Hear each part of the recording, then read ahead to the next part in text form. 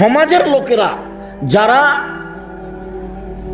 সামাজিকভাবে নিজেকে শিক্ষিত মনে করছে, আসলে তারা শিক্ষিত নয়।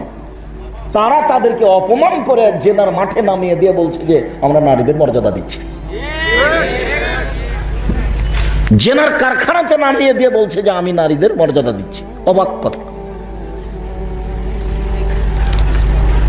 অফিসে, আদালতে, ডাক্তারের কাছে যেখানে যাবেন সব জায়গাতে নারী আর পুরুষ এক জায়গায় বসে আছে। আল্লাহ নবী বলছেন লা ইয়াখলুনা রাজুলুন বিইমরাতিন ইল্লা কানা সালিসুহুমা শায়তান। কোন পুরুষ কোন নারীর সাথে নির্জনে একত্রিত হবে না, নইলে তৃতীয় জন শয়তান হবে। আর এইটা নাকি তার সম্মান দেওয়া নারীকে।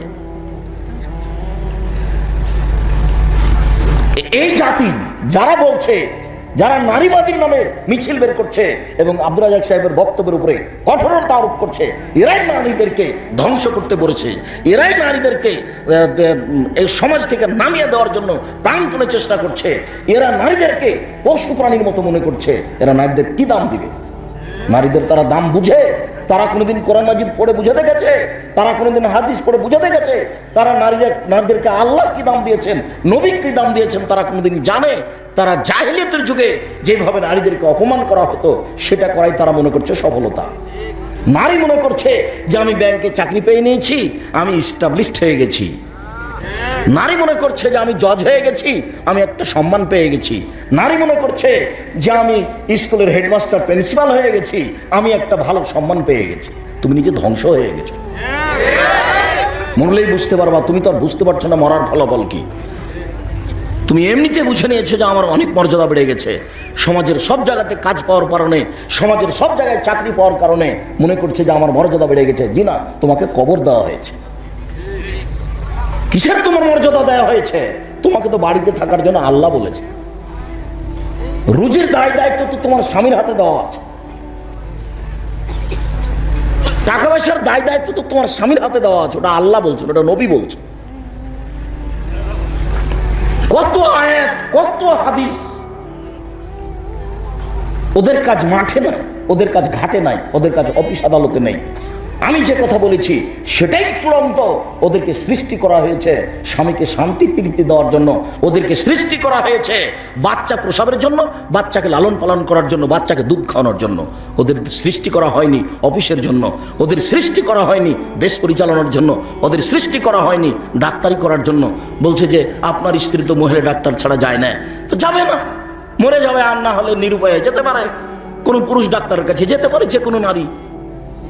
একটা শেষ পর্যায়ে যখন আসবে তখন যেতে পারে। তার প্রমাণ আমরা বুখারী মুসলিমের হাদিস পেশ করেছি।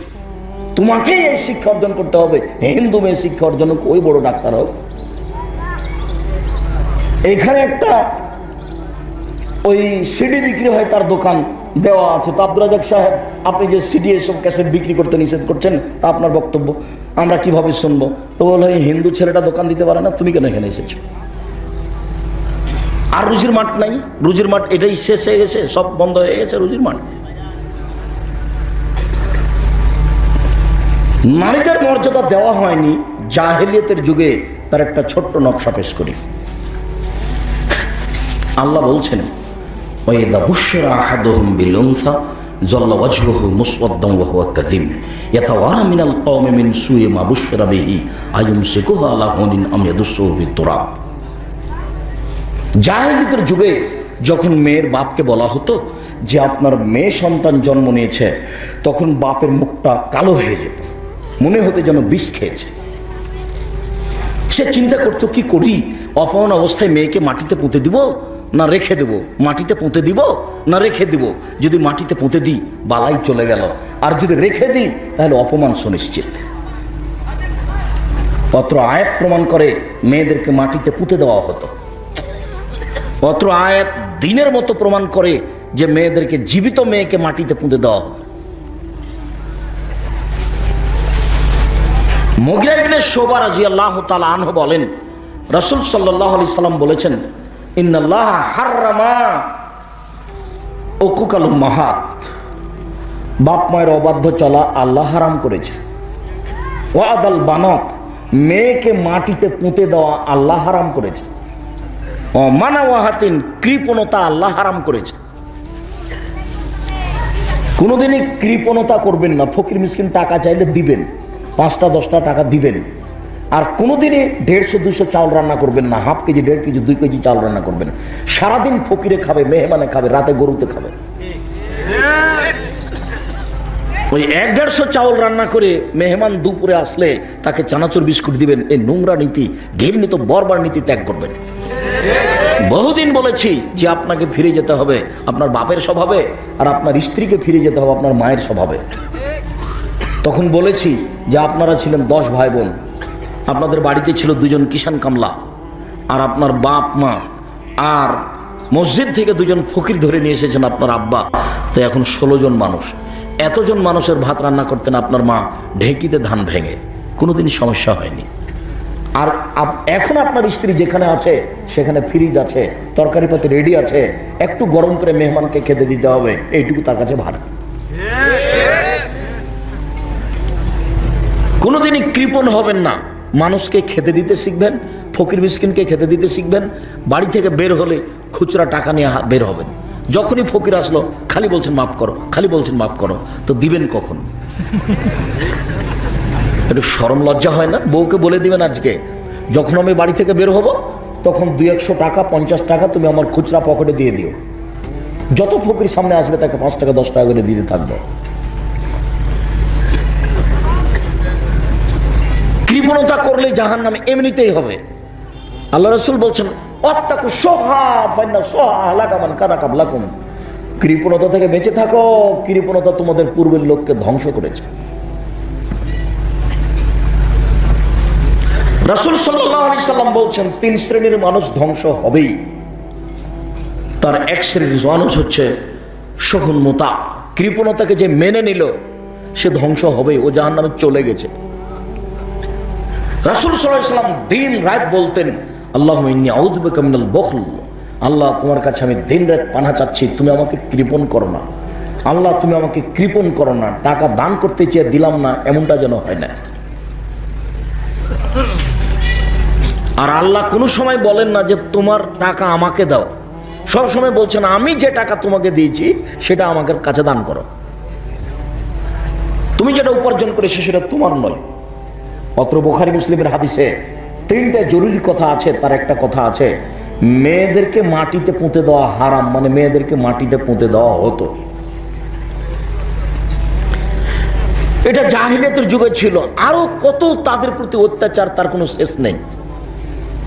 স্বামী মারা গেলে বন্যতার যুগে, বর্বরতার যুগে, জাহিলিয়াতের যুগে স্বামী মারা গেলে ওই মহিলাকে বাড়ির পিছন দিকে একটা কুঁড়ে ঘর করে দেওয়া হতো। 1 বছর যাবত ওই কুঁড়ে ঘরে থাকবে, ওখানে আর কেউ থাকবে না। একটা প্লেটে খাবার দিয়ে আসবে। আর এটা ইহুদিদের খ্রিস্টানদের কাছে এখনো আছে। এখনো মহিলারা যদি ঋতুবতী হয় তাহলে ইহুদি খ্রিস্টানেরা মহিলাদেরকে বাড়িতে রাখে না, ওই বিছানায় থাকতে দেয় না, ওর বিছানা ভিন্ন করে দেয়, ঘর ভিন্ন করে দেয়।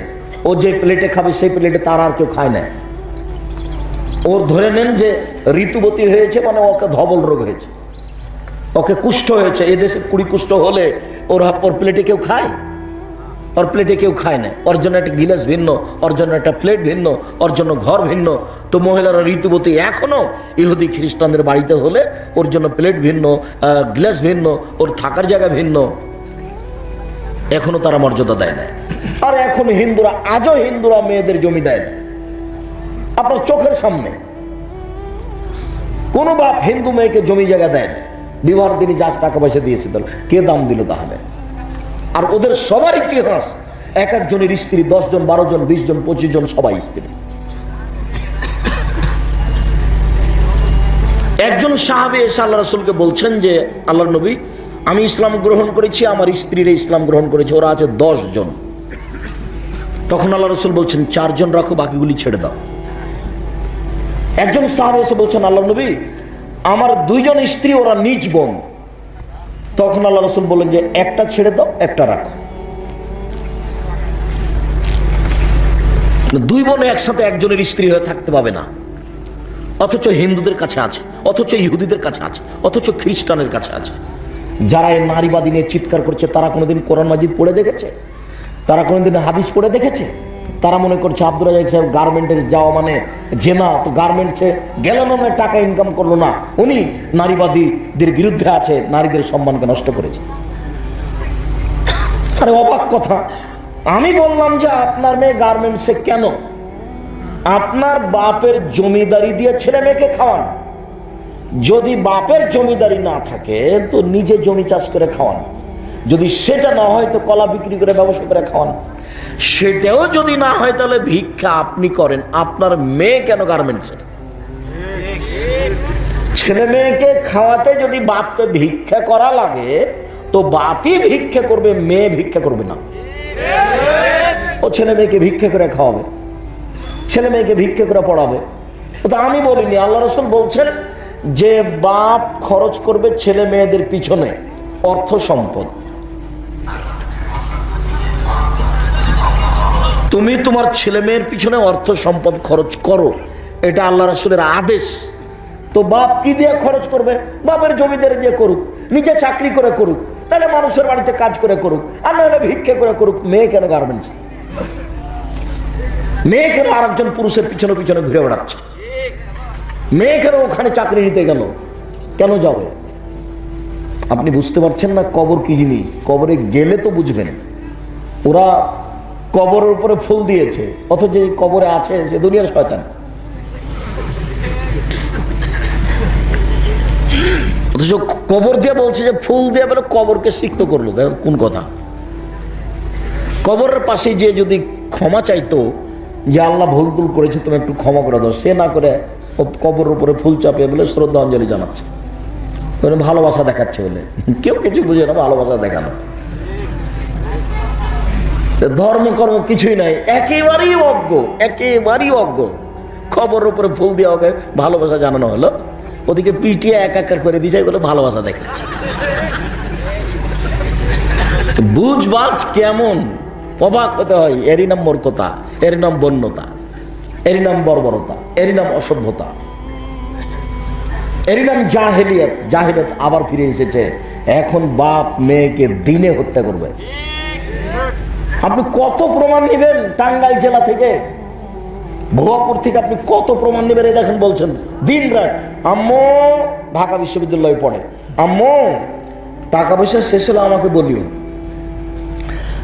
আম্মু খুব ভালোভাবে থাকিও, খাওয়ার জন্য অসুবিধা হয় না, দেখে শুনে থাকিও, তুমি সবসময় খাওয়ার চেষ্টা করো, টাকা পয়সার চিন্তা করো না আম্মু। দিন রাত একবার মায়ের রিং দেয়, একবার বাপের রিং দেয়, সবাই মিলে টাকার কথা বলে।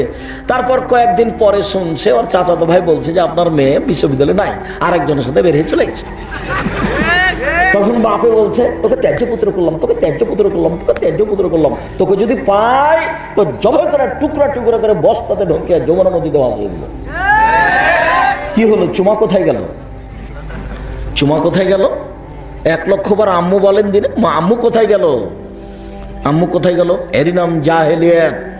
সে যুগের মানুষ মেয়েকে মাটিতে পুঁতে দিত, তারা মেয়েদের উপরে ভালোবাসা রাখতো না, এ কথা নয়। পরিস্থিতিকে সামলাতে পারেনি, পরিস্থিতির কারণে জীবিত মেয়েকে মাটিতে পুঁতে দিয়েছে। ওই পরিস্থিতি আবার ফিরে এসেছে।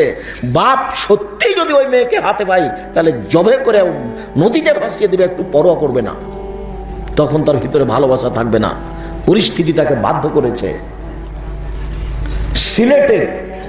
সিলেট সরকারি কলেজের প্রিন্সিপাল, ওর মেয়ে বের হয়ে বিবাহ হওয়া 15 বছর হলো, নাতি বড় হয়ে গেছে, বলছে যে ওই মেয়েকে আমি পেলে জবাই করে দেব।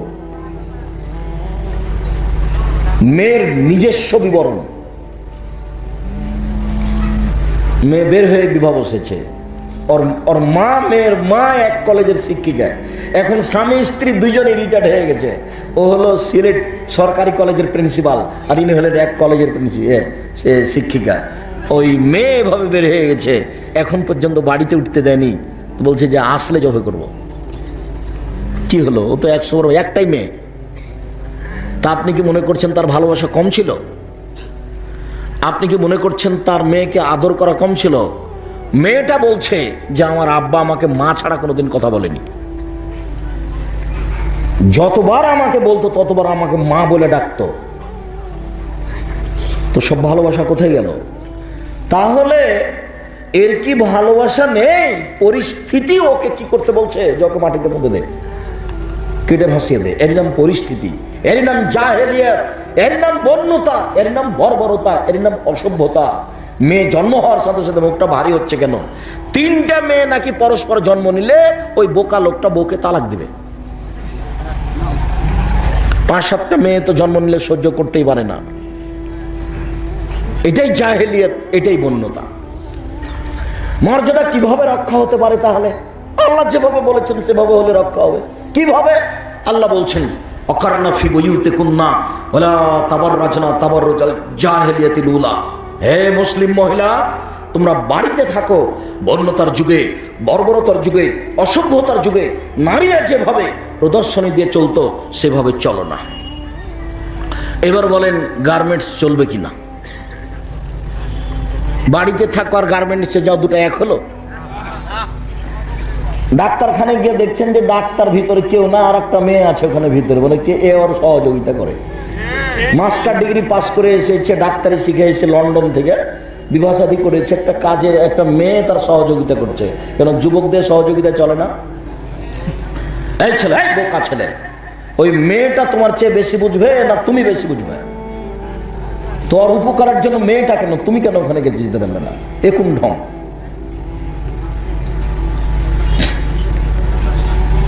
একটা ইউনিয়নে কয়টা মেম্বার লাগছে? 3টে নাকি 9টে? তার কয়টা মেয়ে লাগবে? 3টে। নেন এবার। এরই নাম জাহেলিয়াত। বাঁচার পথ নাই, হারিয়ে গেছে। জঙ্গলে গিয়ে বাঁচার পথ আছে, তাছাড়া বাঁচার পথ সমাজে নেই।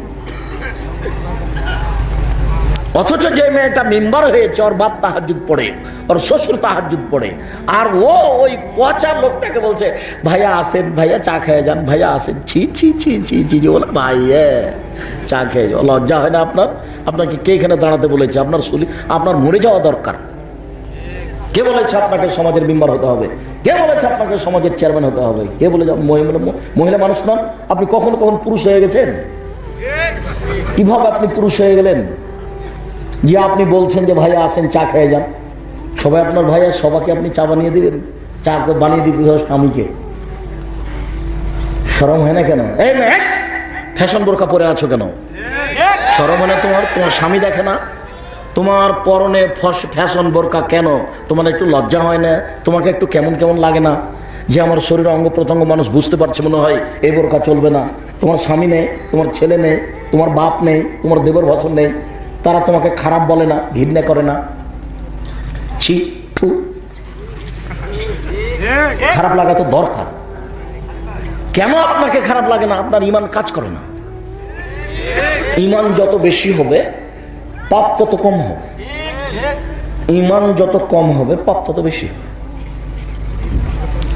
এই কথাটা বুঝাতে গিয়ে আমি একদিন বাস্তব একটা কথা বুঝিয়েছি যে আমাদের ভাবিও তাহাজ্জুদ পড়ে, 5 ওয়াক্ত সালাত আদায় করে, কোরআন মাজিদ পড়ে।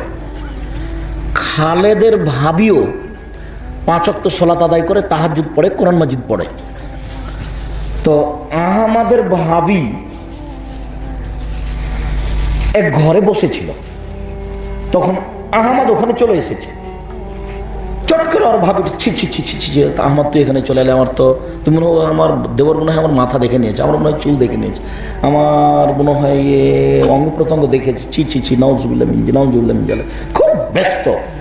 আবার খালেদের ভাবি বলছে আরে আহমদ তুই এখানে, তোকে তো খুঁজছে। তো দুইজনই তো তাহাজ্জুদ পড়ে, দুইজনই তো কোরআন তেলাওয়াত করে, দুইজনই তো পর্দা করে, ও দুইজনই ধর্ম মেনে চলার চেষ্টা করে। তো এটা কি? এটা ঈমান। বুঝতে পারেননি? যে বলছে ছি ছি ছি ছি, আমার দেবর মনে হয় আমাকে দেখে নিয়েছে, এটা হলো ঈমান। আর যে বলছে যে তোকে তো খুঁজছিলাম, ও সালাত আদায় করে, নামাজ পড়ে, কিন্তু ঈমান নেই। পাপ ঠেকানো যায় ঈমান দিয়ে, তাহাজ্জুদ দিয়ে পাপ ঠেকানো যাবে না, হজ দিয়ে পাপ ঠেকানো যাবে না। হজ করার পরে আপনি কত পাপ নেবেন? এখানে কত মহিলা তাহাজ্জুদ পড়ে, বোরকা পরে আছে, আপনি কত পাপ নেবেন? স্বামী যখন থাকে না তখন দিন রাত প্রেমের গল্প করে মোবাইলে, শত মেয়ে বসে আছে প্রেমের গল্প করে মোবাইলে, তাহাজ্জুদও পড়ে, কোরআন তেলাওয়াত করে, সময়ে হজও করছে, তার মানে ইমান কাজ করে না। ইমান যত বেশি হবে পাপ তত কম হবে, ইমান যত কম হবে পাপ তত বেশি হবে। হজ করলেও, তাহাজ্জুদ পড়লেও, কোরআন তেলাওয়াত করলেও। এই জন্য আল্লাহ হায়মিনাল ইমান আল ইমান ফিল জান্নাহ, লজ্জাই হচ্ছে ইমান, ইমানই হচ্ছে জান্নাত। মহিলারা যতক্ষণ পর্যন্ত আল্লাহর এই বিধানকে মূল্যায়ন না করবে ততক্ষণ পর্যন্ত নিজের মর্যাদা রক্ষা করতে পারে না। বাড়িতে বসে থেকেই, কুঁড়ে ঘরে বসে থেকেই তাদের মর্যাদা রক্ষা করতে পারে। আমাদের গ্রামের এক চাচির কথা বলছে। আমার এক চাচা তো চাচা, ওটা বুঝবেন কি না, আমরা চাঁপাইনবাবগঞ্জে যারা ওই চাল খড়ের ঘর, চাল ঠিক করতে বানাতো, ওদেরকে আমরা চাঁপাইনবাবগঞ্জে ঘরামু বলি, মানে ঘর টর বানাই। তো আমার এই চাচি সারা গ্রামে সবার চেয়ে বেশি পর্দা করে।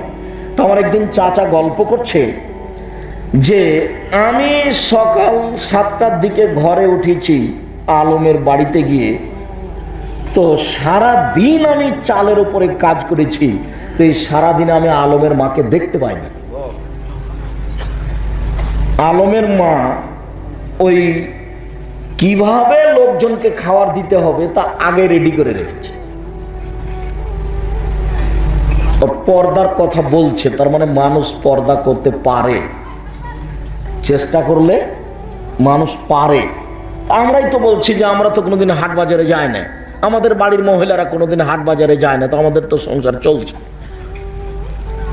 আর এমনিতে আল্লাহ মাফ করুক, আমি অহংকারও করিনি, গৌরবও করিনি। আপনাকে বলা আছে যে আপনি বাসায় 3 মাস থাকবেন, 3 মাসে যদি সরিষা সমপরিমাণ পর্দার ব্যতিক্রম দেখা যায়, জাতির সামনে কথা বলবো না, কথাই শেষ।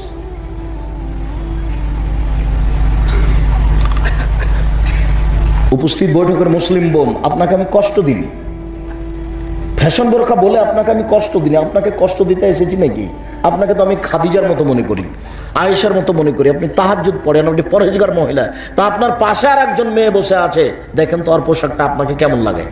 আরেকজন মহিলা পাশে ছোট ব্লাউজ পরে আছে, কেমন লাগে আপনাকে? ছোট ব্লাউজ পরে আছে, যার হাত এই পর্যন্ত, তাহলে গোটা হাত দেখা যায়, পেট দেখা যায়। তো একই, এইটা আপনাকে কেমন লাগে? তাকে লজ্জা লাগে না কেন? তাকে শরম লাগে না কেন? তার হায়া হয় না কেন? তার ইতস্তবোধ হয় না কেন? তার বোধোদয় হয় না কেন? তার মানবতা হয় না কেন? তার কি স্বামী নাই? তার স্বামীকে একটু খারাপ লাগে না কেন? আত্মমর্যাদা বোধ থাকা দরকার। কোনো কারণে কোনো পুরুষের যদি আমাদের স্ত্রীর গায়ে এরকম হাত টাত লেগে যায়, তাহলে তো অজ্ঞান হয়ে যাবে। ইন্না লিল্লাহি ওয়া ইন্না ইলাইহি রাজিউন। কি হলো আল্লাহ? তা আপনাকে একটু খারাপ লাগে না যে আপনার বইয়ের হাত দেখা যাচ্ছে, পেট দেখা যাচ্ছে? আপনাকে খারাপ লাগা তো দরকার। আপনাকে খারাপ লাগে না? আপনি নিজেকে পুরুষ মনে করেন না নাকি? পুরুষ মানে কি আপনি মনে করছেন যে মিলন শক্তি তার নাম পুরুষ? জি না, পুরুষত্ব থাকতে হবে, মেজাজ থাকতে হবে। বাড়ির বাইরে গিয়ে যদি তুমি টিউবওয়েল থেকে পানি নিয়ে আসো, তোমার পিঠের চামড়া তুলে দেবো। পানি আমি নিয়ে আসবো, কিভাবে করা লাগে সেটা আমি দেখবো।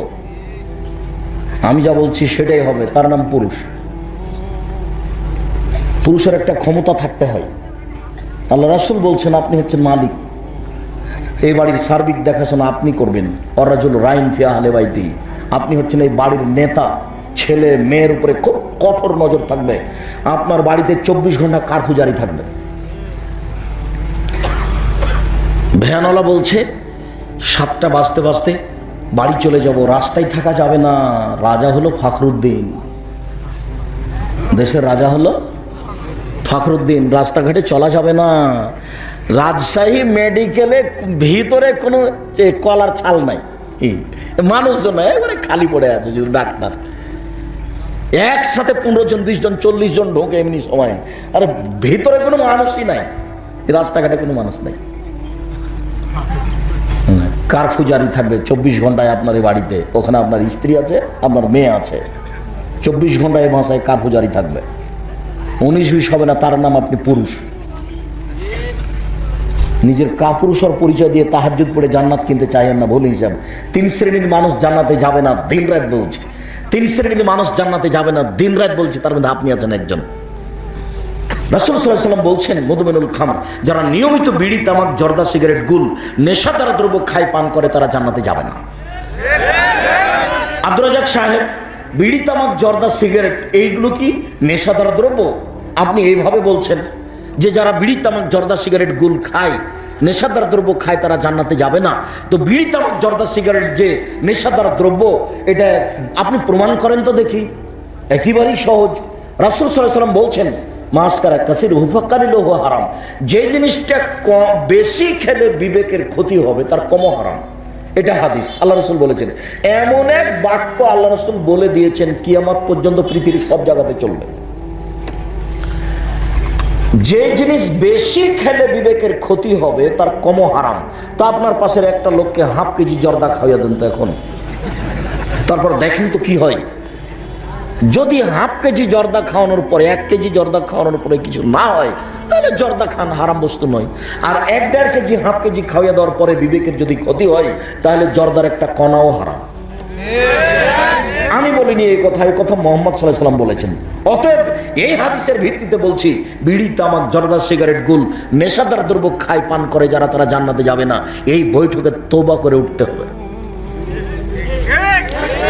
1978 সালে মৌলানা হেড মৌলানা শীষ মোহাম্মদ সাহেবের দুপুরের খাওয়ার নিয়ে যেতাম। তো ট্রেন স্টেশনের উপর দিয়ে যেতে হতো। তো যারা ট্রেন স্টেশনে থাকে পান বিক্রি করে, তো একজন পান বিক্রেতা আমাকে চিনে, তো একটা পান দিয়েছে। আমি মুখে দিয়ে প্রতিষ্ঠানে ঢুকে গেছি। তো হেড মৌলানা শীষ মোহাম্মদ খুব গাম্ভীর্যপূর্ণ ও খুব মানুষ, সাহসিক মানুষ, আর খুব ভয়াবহ, সামনে কেউ দাঁড়াতে পারতো না। তো আমাকে দেখে বলছে, তুই পান খাচ্ছিস, পান খেয়েই বেড়াইস। আমাকে এটা খারাপ লাগলো। আমি পানটা তো আসলে নিজ ইচ্ছায় দিনি, ও দিয়েছে সেজন্য মুখে দিয়েছি। আচ্ছা ঠিক আছে, পান খাবো না। 1978 সাল থেকে এখন পর্যন্ত আমি আর কোনোদিন পান মুখে দিনি।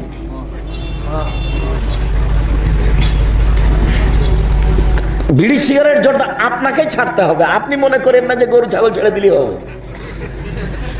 আর আপনি পারবেন, গরু ছাগল পারবে না। কেননা গরু ছাগলের উপরে বিধান নেই, মানুষের উপরে আছে, আর মানুষই পারে। আমি যে ওই যেখানে বলেছি, বুঝে না ওরা অন্তর আছে, বুঝে না, দেখে না ওরা চক্ষু আছে, দেখে না, শুনে না ওরা কান আছে, শুনে না। উলাইকা কালানাম, তারা পশু প্রাণীর মতো, তারা গরু ছাগলের মতো, তারা কুকুর শ্রীগালের মতো, বালুহাজাল বরং তার চেয়ে খারাপ। এই জায়গাখানে আমি বলেছি গরু ছাগলের মতো কেন বলা হলো? গরু ছাগল বুঝে না, এ কথাই ঠিক। আমার আব্বার কথা বলছি। কৃষক মানুষ, গরু মাঠে ছেড়ে দিলে জমি চাষ করার পরে গরুগুলি নিয়ে আমরা মাঠে থাকতাম, গরু চড়াতাম।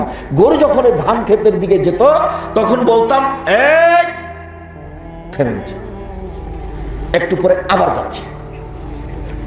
তার মানে বুঝেনি, তাই তো গরু। ও তো আমার কথা একটু আঁচ করলো, থেমে গেল। আমার 100 দিনের পরীক্ষা। আমার নিজের কথা বলছি। আমার আব্বা সাধারণ ছোট কৃষক মানুষ। আমার 100 দিনের পরীক্ষা। গরু যখন ধানের দিকে যাচ্ছে, তখন বলেছে থেমে গেছে, তো একটু পরে আবার যাচ্ছে। তার মানে আমার কথা বুঝতে পারেনি, এই জন্য ও গরু। তা আমি যে বলছি জর্দা খেতে হবে না, তারপরও খাচ্ছি, তার মানে আমি কি তাহলে গরুর মতো নই? আল্লাহ ওই কথা বলছেন, বুঝে না ওরা অন্তর আছে, বুঝে না, দেখে না ওরা চক্ষু আছে, দেখে না, শুনে না ওরা কান আছে, শোনে না। উলাইকা কাল আনাম, তারা পশু প্রাণীর মতো, তারা গরু ছাগলের মতো, তারা কুকুর শ্রীগালের মতো, বালুহাজাল বরং তার চেয়ে খারাপ। তো আব্দুর রাজ্জাক সাহেব, কুকুর শ্রীগালের চেয়ে খারাপ কে গো? আপনার বাপ। আপনার বক্তব্য শুনতে এসেছি, আপনাকে খুব ভালোবাসি, সেই জন্য। আপনি আমার বাপ কুকুর শ্রেণীর চেয়ে খারাপ এই কথা বলে কষ্ট দিন না, দুঃখিত। আমি আপনাকে কষ্ট দিনি আপনার বাপকে কুকুর শ্রীগালের চেয়ে খারাপ বলে। তবে যদি আমি প্রমাণ করতে না পারি, তাহলে আমি বক্তব্য ফেরত নিব, আর কোনোদিন বক্তব্য দিব না। আচ্ছা তোমার কথাই বলি, তোমার দাদা মারা গেছে 10 বছর হলো। তোমার বাপ, তোমার দাদা 5 বিঘা জমি ছেড়ে গেছে, 6 বিঘা জমি ছেড়ে গেছে। তোমার বাপ নিবে 4 বিঘা, আর তোমার ফুফু নিবে 2 বিঘা। তো তুমি কি মনে করো যে আমার বাপ নিবে সকালে, আমার ফুফু নিবে বিকালে, না একসাথে নিবে? তো 10 বছর হলো এখনো তোমার বাপ তোমার ফুফুকে দেয়নি। এবার তোমার বাপ কুকুর শ্রীগালের চেয়ে ভালো না খারাপ, তুমি বলো? তোমার বাপকে যদি আমি কুকুর শ্রীগালের চেয়ে খারাপ প্রমাণ করতে না পারি, আমি আব্দুর রাজ্জাক বিন ইউসুফ জাতির সামনে বক্তব্য দিব না। এটা তো যমুনার এই পার, আর ওই পার রংপুর, দিনাজপুর, লালমনিরহাট, নীলফামারী, কুড়িগ্রাম, পঞ্চগড়, ঠাকুরগাঁও, গাইবান্ধা, বগুড়া বনে যদি ভাইয়ের কাছে এসে জমি চায় তো ও একবারে খেপে বলবে যে চলে যা, জমিনে চলে যা, আর আসবি না। জমি চাওয়া নাকি সম্পর্ক ছিন্ন করাবেন। ওটা কাপুরুষ। তোমার বাপের কবর দিয়ে এসে জমি ভাগ করবে, তারপরে কোনো কথা। একজন লোক অংশ বন্টনের উপরে ডক্টরেট করবে, তো আমার কাছে এসেছে, এসে বলছে আপনার একটু ইন্টারভিউ নিতে এসেছে। আমি বলছি বাহ, অনেক তো সাহস আপনার দেখছি। তা আমার কিছু জিজ্ঞাসা করলো, তা ও যে ঠিকই পরীক্ষা করছে এটা আমি পরে বুঝতে পারলাম। তো আমাকে এক পর্যায়ে বলছে আপনার আব্বা মারা গেছেন? বলে জি হ্যাঁ। কতদিন হলো? এতদিন। ও আচ্ছা আচ্ছা, আল্লাহ আমাকে যা যায় খায়ের দান করুক। তো আপনাদের জমি জায়গার খবর কি? তা আমি বললাম যে আমার বাপকে মাটি দিয়ে বাড়িতে ঢুকে জমি ভাগ করেছি, তারপরে খেয়েছি। তো আচ্ছা আচ্ছা ঠিক আছে, আপনাদের এই কথাটা আমি আমার বইয়ে লিখে দেবো। আমি তো জাতির সামনে বলছি, মাটি দিয়ে এসে আগে জমি ভাগ করেছি, তারপরে খাওয়া দাওয়া। যদিও আমরা জমি, আমার ছোট ভাই, আমরা জমি চিনি না, আমি একটু চিনি, আমার ছোট ভাই চিনেই না। এখন বোনের সামনে ভাগ করে, আমার ছোট ভাই বরিশাল মডেল কলেজের শিক্ষক, আর আমার ছেলে এরা কি করবে সেটা আমি জানি না। আমি আল্লাহকে বলছি এদের তুমি বড় খাদেম হিসাবে কবুল করো। এদের অর্থ সম্পদ জমি জায়গাটা আমার মাথায় কোনো সময় নেই। আমি নিজেও কিছু না, আমি একটা কচুর পাতার পানি, চাঁপাইনবাবগঞ্জের মাজার পানি ভাষাতে কচুর পাতার পানি মানে কচুর পাতার উপরে একটু পানি আছে, একটু নড়লে টলমল করে, মানে যার মানে কোনোই ক্ষমতা নেই। না আমার কোনো শক্তি বল আছে, না আমার কোনো বংশ বল আছে, না আমার কোনো সংগঠন আছে, না আমার কোনো সরকারিভাবে কোনো দায়িত্ব পালন করি। আমি একেবারেই কচুর পাতার পানি। আমি এ দেশের মাটিতে উন্নত মানের প্রতিষ্ঠান গড়বই ইনশাআল্লাহ। যার কারণে আমি যখন তখন বলেছি আমার হাতে টাকা নেই, কথা সত্য। এখানে প্রতিষ্ঠান গড়বে, কথা সত্য। ইনশাআল্লাহ গড়বে। কিভাবে গড়বে তা আমি জানি না। জামিয়া সালাফিয়া ডাঙ্গিপাড়া পবা রাজশাহী বাইতুল হাম জামে মসজিদে এখন মোটামুটি খরচ চলছে 10 কোটি টাকা। আমি তো 10 পয়সারও মালিক না, আমি নিজেই ফকির।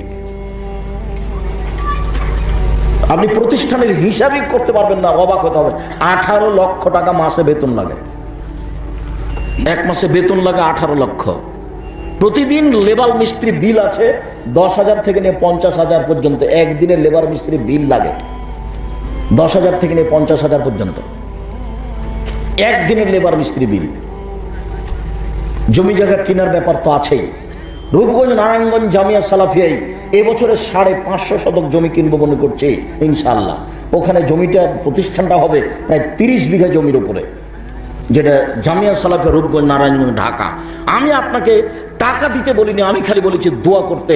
উপরে যদি কবুল হয়ে যায় টাকার ব্যবস্থা ওই করে দিবে ইনশাআল্লাহ। আর উপরে যদি নড়চড় হয়ে যায়, সারা দুনিয়া লেগে যদি চেষ্টা করি, কিছুই হবে না। এই ভয়ে আপনাকে দোয়া করতে বলি সম্মানিত দিনী ভাই বোন। আচ্ছা, মেয়েরা যে সবসময় বাড়িতেই থাকবে, তো শ্বশুর বাড়ি, দেবরের বাড়ি, কোথাও যদি যাওয়া লাগে, মা চাচির বাড়ি, খালার বাড়ি, যদি আপনাকে 5টা জিনিস দেখতে বলেছি জরুরিভাবে, আপনার জিম্মেদারি। আল্লাহ রাসূল বলছেন স্বামীদের জন্য 5টা জরুরি জিম্মেদারি। এই ছেলে, 1 ফাকসুহা মাত্তা সাইতা, যে মানের কাপড় পরবা তুমি, তোমার বউকে সে মানের পরায়।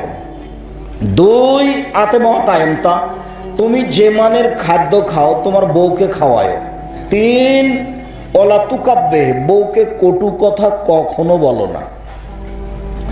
কখনো বলো না তোমার ঠোঁটটা মোটা, কখনো বলো না তোমার রংটা কালো। একবার যদি ঠোঁট মোটা বলেন 10 বছর আপনাকে ভালোবাসবে না। একবার যদি রং কালো বলেন তাহলে 10 বছর ভালোবাসবে না। খালি বলবেন তোমার মতো সুন্দরী কোনো মহিলাই নেই, তোমার চেয়ে ভদ্র নম্র কোনো মেয়ে আমি দেখি না, সারা রাত পা টিপে দিবে।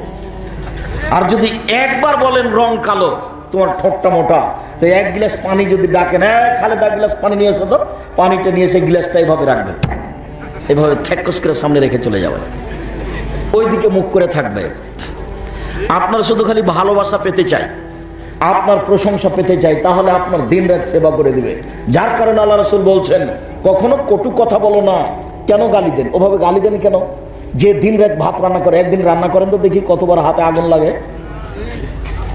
যে দিন রাত ভাত রান্না করে দেয়, খাবার রেডি করে দেয়, ঘর বাড়ি পরিষ্কার করে দেয়, সবসময় আপনার সেবায় থাকে, আপনি তাকে গালি দেন কি করে? একটু শরম হয় না? একটু হায়া হয় না? তাকে মারতে যান কেন? তার উপরে এত কটাক্ষ ভাষা ব্যবহার করেন কেন? জীবনের সবচেয়ে প্রিয় জিনিস, ভালো জিনিস, আদরের জিনিস আপনার স্ত্রী। এর চেয়ে ভালো, এর চেয়ে আদরের, এর চেয়ে প্রিয় জিনিস পৃথিবীতে কোনো জিনিসই নেই। যেখানে আল্লাহ বলছেন শান্তি আছে, তৃপ্তি আছে, ভালোবাসা আছে, সেখানে আপনি গালি দিয়ে মেরে সে শান্তি, সে তৃপ্তি টিকাতে পারেন কি করে? 4, মুখের উপরে মারো না।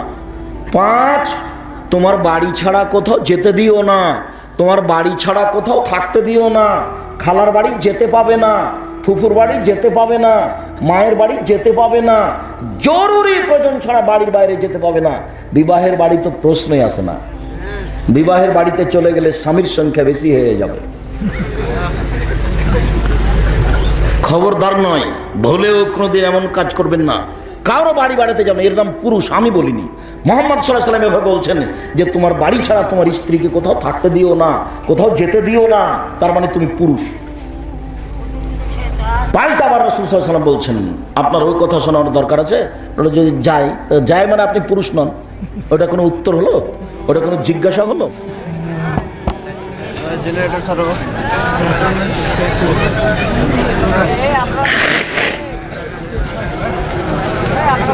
আলহামদুলিল্লাহ, আমি আপনাকে প্রথমে অনুরোধ করেছি দয়া করে আপনি আমাকে ব্যস্ততা দেখায়েন না।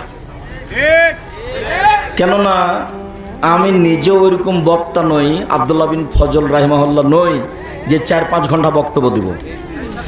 আবার আমি বক্তব্য দিব আপনি বাদাম খাবেন, এটা আমি কোনোদিন সহ্য করিনি। তো রাসূল সাল্লাল্লাহু আলাইহি সাল্লাম আপনাকে এই কথা বললেন, আবার মহিলাদেরকে বললেন যে দেখো খায়রুন নিসায়ে, পৃথিবীতে সবচেয়ে ভালো মহিলা কে? তখন আল্লাহ রাসূল উত্তরে বললেন, এজা নাজারতা ইলাইহা সারাতু আও সারাতকা, যদি তুমি তোমার স্ত্রীর দিকে দেখো তাহলে তোমাকেও খুশি করতে পারে, মানে স্ত্রী হাসি মুখে থাকে। 2, ওয়াইজা আমার তাহা আতাতকা, যদি তুমি স্ত্রীকে আদেশ করো তাহলে মেনে চলে। 3, ওয়াইজা গিবতা আনহা হাফেজাতকা, যখন তুমি বাড়িতে থাকো না তখনও নিজেকে কন্ট্রোলে রাখে, হেফাজতে রাখে, মোবাইলে কারোর সাথে গল্প করে না, কোথাও চলে যায় না, মনে করে না যে এখন স্বামী নেই, অতএব এর সাথে একটু কথা বলেনি, ওর সাথে একটু কথা বলেনি, এখানে থেকে একটু ঘুরে আসি, এইটা মনে করে যে সে ভালো মহিলা নয়। ভালো মহিলার 3টা গুণ। 1, স্বামীর সাথে কথা বললে হাসি মুখে বলে। 2, স্বামী আদেশ করলে পালন করে। 3, স্বামী বাড়িতে না থাকলে নিজেকে হেফাজতে রাখে। রাসূল সাল্লাল্লাহু আলাইহি সাল্লাম বললেন, মহিলারা যদি 4টা কাজ করতে পারে জান্নাতের সব দরজা খোলা। 1, সালাত খামসাহা, 5 ওয়াক্ত সালাত আদায় করলো। 2, সমাত শাহরাহা, রমজান মাসে সিয়াম পালন করলো, রোজা। 3, আতাত বালাহা, স্বামীকে মেনে চললো, তিতা লাগলেও মিঠা লাগলেও। 4, আহসানাত ফারজাহা, জেনায় লিপ্ত হলো না। এই 4টে কাজ যদি মহিলারা করতে পারে জান্নাতের সব দরজা খোলা। আমি বলিনি, এই কথা রাসূল সাল্লাল্লাহু আলাইহি সাল্লাম বলেছেন। আর এত বড় সুযোগ কোনো পুরুষের জন্য নেই। এত বড় সুযোগ কোনো পুরুষের জন্য নেই। পুরুষ, আল্লাহ রাসূল বলছেন, ওযু করার পরে যদি কেউ বলে আশহাদু আল্লা ইলাহা ইল্লাল্লাহ ওয়া আশহাদু আন্না মুহাম্মাদুর রাসূলুল্লাহ, আশহাদু আল্লা ইলাহা ইল্লাল্লাহু ওয়াহদাহু লা শারীকা লাহু ওয়া আশহাদু আন্না মুহাম্মাদুর রাসূলুল্লাহ, তাহলে জান্নাতের সব দরজা খোলা। এটা আপনি বললেও হবে, মহিলা বললেও হবে, মহিলা পুরুষ সমান। কিন্তু মহিলাদের জন্য যে 4টা, এটা পুরুষের জন্য নেই। তার একটা হলো, কোনো মহিলা যদি জেনায় লিপ্ত না হয়, আপনাদেরকে আশ্বস্ত করার জন্য বলছি, জেনায় লিপ্ত হয়েছে এমন মহিলা যদি তওবা করে তাহলে তার অতীতের সব পাপকে নেকি করে দেওয়া হবে। আরো আপনাকে বলি একটা কথা, আজ থেকে যদি তুমি, এই ছেলে, তুমি আর কোনো মেয়ের সাথে গল্প করবে না, প্রেমের গল্প, এই যদি সিদ্ধান্ত নিতে পারো, কোনো মহিলা যদি কোনো পুরুষের সাথে গল্প করবে না সিদ্ধান্ত নিতে পারে, তো 7 শ্রেণীর মানুষ বিচারের মাঠে বিশেষ ছায়াতলে থাকবে, তার মধ্যে তুমি একজন। 7 শ্রেণীর মানুষ বিচারের মাঠে বিশেষ ছায়াতলে থাকবে, তার ওরা থাকবে যারা জেনা করা পরে তওবা করে আর করে না, বলে যে আর আমি এই কাজে থাকবো না, আমি নেই, আমি এই অন্যায় করতে রাজি নই। আরো বলছি, যদি জেনার প্রস্তাব থাকে তারপরে যদি আর না করো জেনা, তাহলে তুমি দুনিয়ার যে কোনো বিপদ থেকে বেঁচে যাবা। প্রমাণ বুখারী মুসলিমের হাদিস। ওই যে 3 জন আটকা পড়েছিল, একজন বলেছিল আমার চাচাতো বোনের সাথে আমার চুক্তি হয়েছিল, 100টা স্বর্ণের টাকা দিতে পারলে ও জেনা করার সুযোগ দিবে। তো আমি 100টা টাকা নিয়ে গেলাম, আমি অন্যায় করতে বসেছি। তখন আমার চাচাতো বোন বলছে ইত্তাকিল্লাহ, আল্লাহকে ভয় করে, তুই আমাকে অসতী প্রমাণ করিস না। তা আমি ওখান থেকে উঠে গেলাম, তা আমি এ অন্যায় করিনি, তুমি পাথরটা মুখের পাহাড়ের মধ্যে সরিয়ে দাও। আল্লাহ বল ঠিক আছে দিলাম। হাদিস বুখারী মুসলিম। তুমি যদি নিজেকে কন্ট্রোল করতে পারো, পৃথিবীর যে কোনো বিপদ থেকে বেঁচে যাও। আর যে কোনো পুরুষ যে কোনো নারী, যে কোনো পুরুষ যে কোনো নারী, যে কোনো পুরুষ যে কোনো নারী যদি অশ্লীল কাজ বন্ধ করতে পারে, তার জন্য জান্নাতুল মাওয়া আছে। ওয়ানাহান নাফসা আনিল হাওয়া ফাইনাল জান্নাতে হিয়াল মাওয়া। মানুষ যদি নিজেকে অশ্লীল কাজ থেকে বিরত রাখতে পারে, আমি আল্লাহ তাকে জান্নাতুল মাওয়া দিয়ে দিলাম। এটা পুরুষ নারীর সাথে আল্লাহর চুক্তি, এটা পুরুষ নারীর সাথে আল্লাহর চুক্তি, এটা পুরুষ নারীর সাথে আল্লাহর চুক্তি হয়ে আছে যে কেউ যদি অশ্লীল কাজ থেকে নিজেকে থামিয়ে দিতে পারে, আমি আল্লাহ তাকে জান্নাতুল মাওয়া দিয়ে দিলাম। এটা চুক্তি হয়ে আছে, পারে কে সেইটা ব্যাপার। সম্মানিত দিনী ভাই বোন, বাড়ির বাইরে বের হলে রাসূল সাল্লাল্লাহু আলাইহি ওয়াসাল্লাম বলছেন, আল্লাহ বলছেন ইয়া আইয়ুহান নবী কুল্লি আজওয়াজিকা ওয়া বানাতিকা ওয়া নিসাইল মুমিনিনা ইউদিনিনা আলাইহিম মিন জালাবিবিহিন্না। মুহাম্মদ সাল্লাল্লাহু আলাইহি ওয়াসাল্লাম আপনি আপনার স্ত্রীদেরকে, আপনার মেয়েদেরকে সবকে বলে দেন, তারা যখন বাড়ি থেকে বের হবে তখন বোরকা পরে বের হবে, চাদর মুখের উপরে দিয়ে বের হবে, মানে ঢিলা ঢালা পোশাক পরে বাড়ি থেকে জরুরি প্রয়োজনে বের হবে। আল্লাহ বলছেন কোনো মহিলাদের কাছে যদি কিছু নিতে হয় তাহলে 8 থেকে কথা বলতে হবে, সামনাসামনি নয়। মোবাইলে যদি রিং হয়, স্বামীর মোবাইল, ছেলের মোবাইল, ধরতেই হবে না। ধরতেও যদি হয় কোনো সময়, তাহলে সালাম দিয়ে বলতে হবে জি আসসালামু আলাইকুম, এখন বাড়িতে নাই, পরে কথা বলিয়েন। আর অন করে দিয়েছিল ভাইয়া কি বলছিলেন ভাইয়া, তাহলে নাম্বার ধরে রাখবে, আবার কথা বলবে এই জন্য।